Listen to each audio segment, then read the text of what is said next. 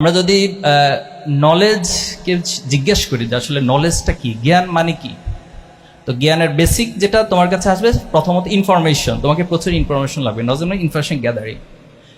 দেন এই ইনফরমেশন দিয়ে আসলে কি করবা তুমি, তোমার একটা আন্ডারস্ট্যান্ডিং লেভেল তৈরি হতে হবে, যে আন্ডারস্ট্যান্ডিং লেভেল দিয়ে তুমি তোমার চারপাশে যা কিছু ঘটবে সেটার বাদ বিচার করতে পারবা, this is right or wrong. এর মাধ্য দিয়ে মূলত নলেজ আস্তে আস্তে করে মানুষের ভিতরে গ্রো হয় এবং সেটা বিকাশ লাভ করতে থাকে। এরপরে আসো, যদি আমরা এডুকেশন টোটাল শিক্ষাটাকে বলি, তাহলে এখানে অনেক সংজ্ঞা আছে। যে মিল্টন বলেছেন এটা হচ্ছে harmonious development of body, mind and soul. এটাকে কন্টিনিউয়াসলি একটা ডেভেলপ করতে থাকবে শিক্ষাটা বা এডুকেশনটা। এখন বাংলাদেশে আমরা যে বিশ্ববিদ্যালয় সিস্টেমে আসলে আসছি বা ভর্তি হয়েছি, মির্জা গালিব ভাই খুব চমৎকারভাবে ওয়ার্ল্ড পার্সপেক্টিভের বেশ কিছু ইউনিভার্সিটির তিনি উদাহরণ দিয়েছেন, কনসেপ্ট দিয়েছেন। তো সেখানে উচ্চশিক্ষা বলতে আসলে যা বোঝায়, একজন ব্যক্তি অথবা সমাজের যে চিন্তাশীলতার এটা আপগ্রেড হওয়া, সেখানে মননের পরিবর্তন হওয়া, মানুষের সার্বিক কালচারাল অথবা দৃষ্টিভঙ্গির একটা পরিবর্তন হওয়া, নতুন নতুন উদ্ভাবন সেখান থেকে হওয়া। কিন্তু আমরা যদি আমাদের টোটাল সারা দেশের বিশ্ববিদ্যালয়গুলোকে একসাথে করি, এই স্টাডিটা করি অথবা এই রিসার্চটা করি, তাহলে এখানে উদ্ভাবন এবং ক্রিয়েটিভিটির এই ইস্যুগুলো খুব কম, খুবই নগণ্য, খুবই মাইনর একটা পজিশনে আছে। তাহলে বিশ্ববিদ্যালয় মানে কি আমাদের কাছে যেটা দাঁড়াচ্ছে সেটা হলো, বিশ্ববিদ্যালয় মানে এখানে ভর্তি হব, এখানে 1 বছর 2 বছর 4 বছর 5 বছর কাটাবো, এরপরে হচ্ছে একটা সার্টিফিকেট আমাকে দিবে, ওই সার্টিফিকেট নিয়ে এবার আমি বিসিএস এ চাকরি এখানে দৌড়াবো। এটা হচ্ছে আমাদের কাছে উচ্চশিক্ষা বা বিশ্ববিদ্যালয় নামে একটা কনসেপ্ট দাঁড়িয়েছে। এখন আসলে কি বিশ্ববিদ্যালয় মানে তা? বিশ্ববিদ্যালয় মানে তো মানুষ তৈরির কারখানা হওয়ার কথা। এখন এই মানুষ তৈরির প্রশ্নে যদি আসি, তাহলে মানুষের বিপরীত কি? অমানুষ। আচ্ছা, এটা সহজ আর কি, পশু, অমানুষ। কোরআনে যেটা বলা হচ্ছে উলাইকা কাল আনাম ওয়া বাল হুম আদাল, যে মাঝে মাঝে মানুষরা পশুর মতো হয়ে যায় অথবা তার চেয়ে নিকৃষ্ট। এখন আমরা যদি কয়েকটা উদাহরণ দিই, বুয়েট বাংলাদেশের নিঃসন্দেহে টপ ক্যাটাগরি ইউনিভার্সিটির মধ্যে এক নম্বর। বুয়েটে যারা চান্স পায় অনেক লড়াই সংগ্রাম করে বুয়েটে চান্স পায়, রাইট? কিন্তু বুয়েটে যখন আবরার ফাহাদকে পিটিয়ে পিটিয়ে হত্যা করা হয়েছিল, যারা তার বন্ধু, যারা একইভাবে তার মতো করে চান্স পাইছিল, এই দৃশ্য দেখার পর যারা এই হত্যাকাণ্ডের সাথে জড়িত, তাদেরকে কি আমাদের মানুষ মনে হয় না পশু মনে হয়? তো তার মানে আমার বুয়েট মানুষ তৈরি করতে পারে নাই। জগন্নাথ বিশ্ববিদ্যালয়ের একটা ঘটনা আছে, ইতিহাস হয়তো তোমরা জানো।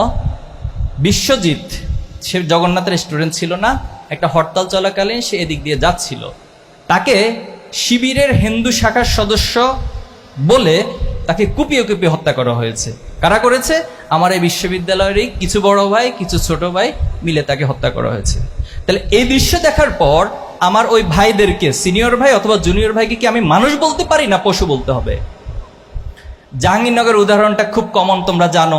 সেখানে ছাত্রলীগের একজন নেতা ছিলেন, তিনি দর্শনে সেঞ্চুরি করেছেন। কত মানে নির্মমতা এবং বেহায়াপনার কোন লেভেলে গেলে মানুষ এটা সম্ভব? সে দর্শনে সেঞ্চুরি করার পর সবাইকে মিষ্টি খাওয়াইয়া এটা ঘোষণা দিচ্ছে এবং উদযাপন করছে। সে কি মানুষ না পশু? পশু।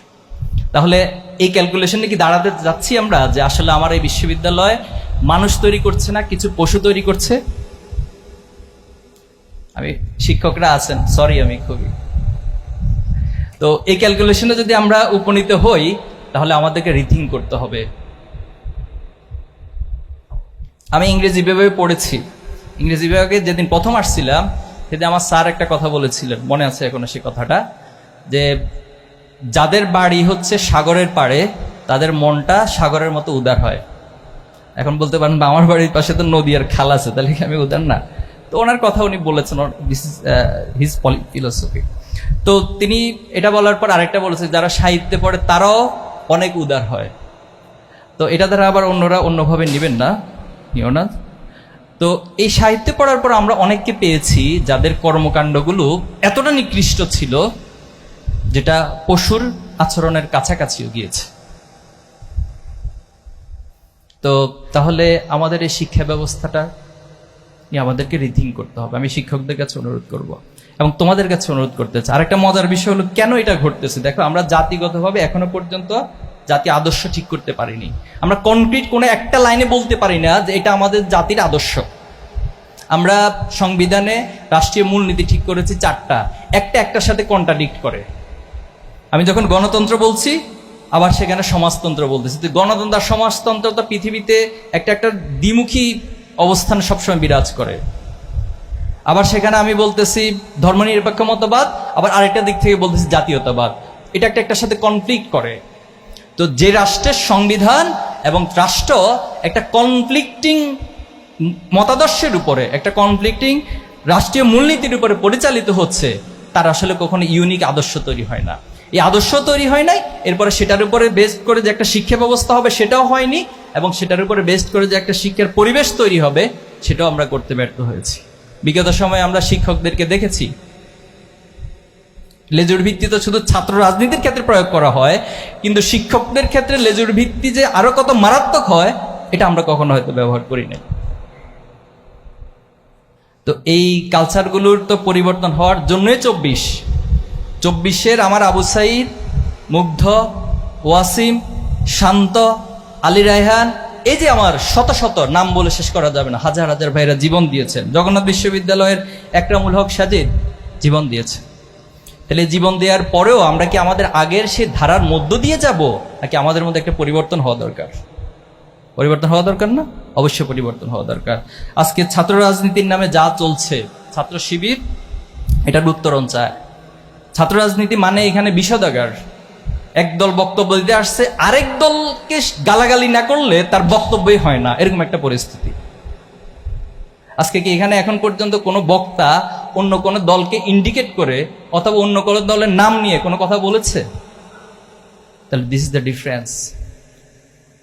আমি মাঝখানে মালয়েশিয়া এবং তুর্কি সফরে গিয়েছিলাম।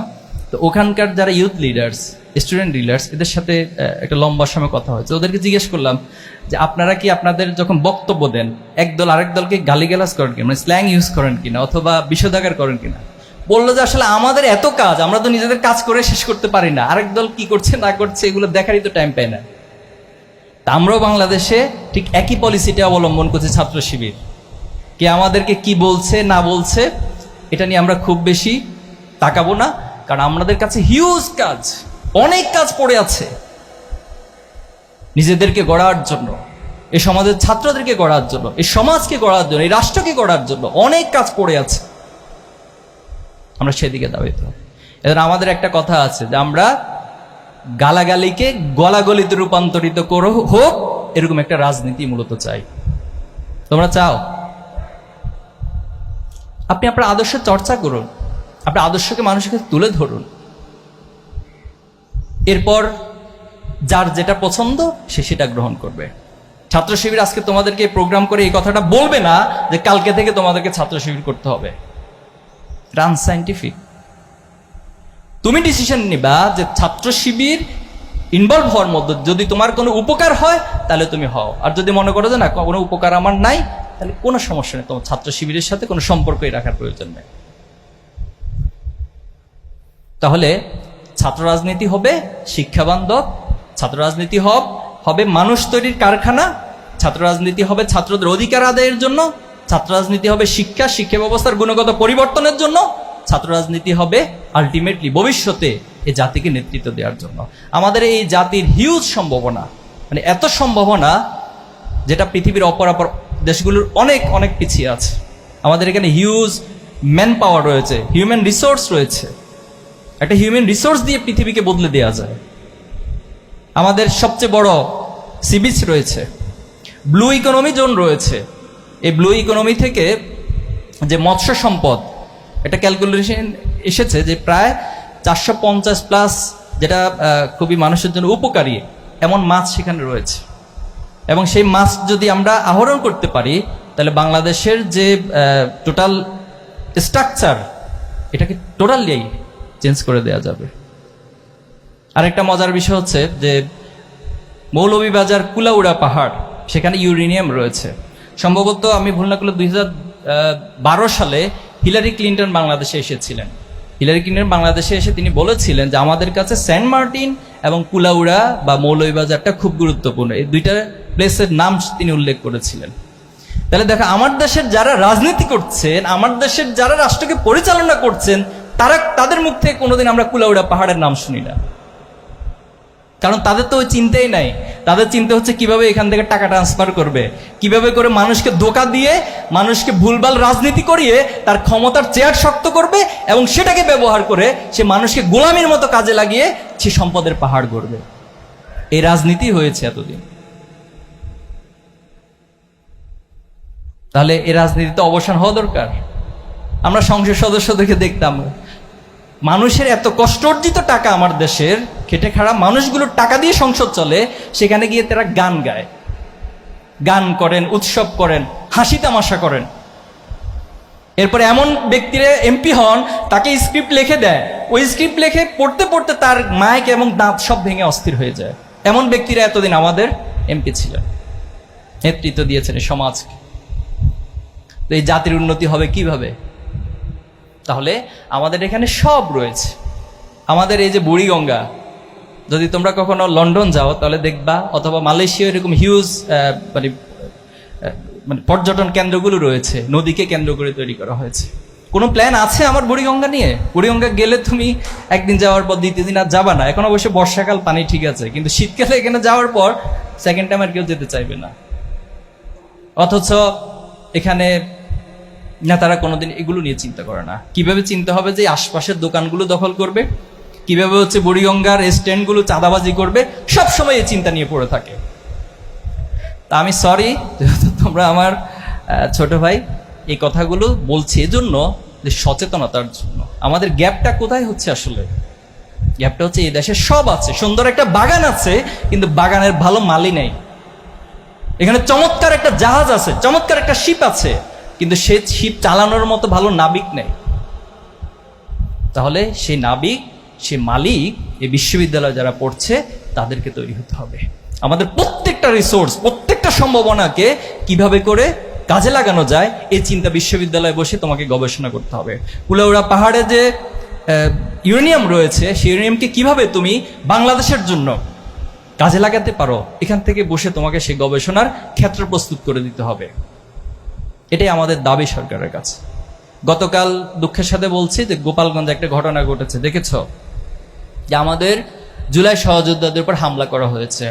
আমরা খুব স্পষ্টভাবে বলছি, ছাত্র শিবির আদর্শিক জায়গা থেকে অথবা রাজনৈতিক প্রেক্ষাপটে এক একজনের সাথে ডিবেট থাকতে পারে, ভিন্ন মত থাকতে পারে, ভিন্ন কথা থাকতে পারে, কিন্তু জুলাই যোদ্ধা যারা, অথবা জুলাই যারা আমাদের সহযোদ্ধা, তাদের উপর যদি কোনো থ্রেট আসে, কোনো আক্রমণ আসে, সেক্ষেত্রে ছাত্র শিবির বসে থাকবে না।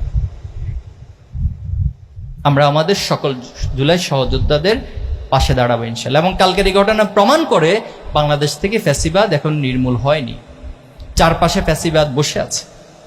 এই ফ্যাসিবাদকে নির্মূল করে তোমাদের হাত ধরে ছাত্র শিবির চায় এমন একটা প্রজন্ম তৈরি হোক যারা সৎ হবে, দক্ষ হবে, দেশপ্রেমিক হবে। দেখো, তুমি আমার সাথে ছাত্র শিবির করো, এই কথার সাথে তোমাকে একমত হওয়ার দরকার নাই, কিন্তু ছাত্র শিবির তোমাকে যে মেসেজটা দিচ্ছে, তুমি সৎ হবা, এটার সাথে তুমি আমার সাথে একমত হবা।